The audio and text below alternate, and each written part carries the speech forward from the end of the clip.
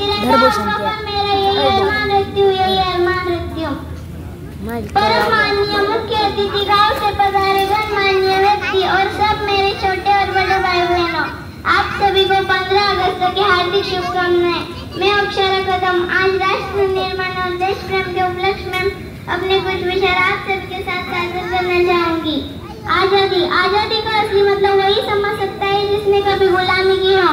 हम सौभाग्यशाली है कि हमने स्वतंत्र भारत में जन्म लिया। यूँ तो आजादी की लहर 1857 में ही जल चुकी थी, जो 1947 में हमारे देश को आजाद कराया। मेरी दिवाली में उजाले का ख्याल तक नहीं, मेरी होली में रिश्तों का गुलाल तक नहीं। चांद हर नींद पर हर तन्हाई पर ईजा पड़ाता है, मुझे तो राखी बांधने में बस एक लिफाफा आता है, बस एक लिफाफा आता है।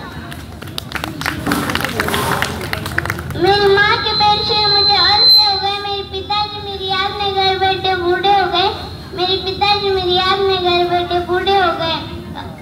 और हमारे देश का राष्ट्रमंडल तब संभव होगा जब गरीब बच्चा भोजन के लिए नहीं बल्कि ज्ञानार्जन के लिए सरकारी स्कूल की चौखट पे जाएगा, बल्कि ज्ञानार्जन के लिए सरकारी स्कूल की चौखट पे जाएगा।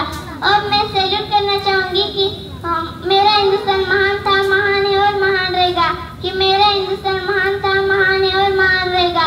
होगा फैसला सबके दिलों में बुलाने, एक दिन पाकिस्तान भी जॉइन करेगा, एक दिन पाकिस्तान भी जॉइन करेगा। अरे पाकिस्तान ही क्यों, सारा जहां जॉइन करेगा, क्योंकि सारे जहां से अच्छा हिंदुस्तान हमारा, हम बुलबुल इसकी गुलसिता हमारा, हम बुलबुल इसकी गुलसिता हमारा। जय हिंद, जय भारत, जय जवान, जय